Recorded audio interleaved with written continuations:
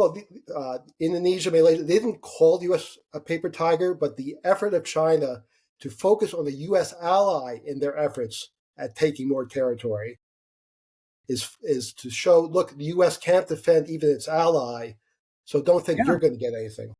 right. I think that's a legitimate critique of the U.S. approach so far. The U.S. Goes back a few years ago when the Philippines wanted to call into state its defense treaty with the United States because of the Chinese efforts at attacking their economic exclusion zone rights, and the Obama administration demurred on that. I think the U.S. took a big hit reputationally with that.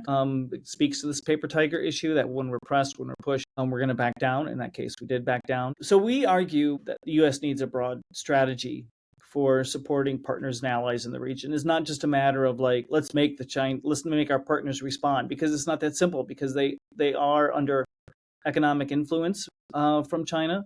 They do face repercussions.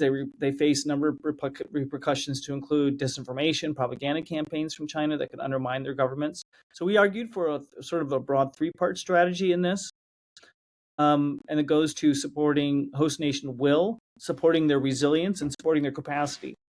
So in terms of supporting will, the U.S. needs to maintain its security commitments in the region and buttress those. And the transparency, I think, goes to the will piece.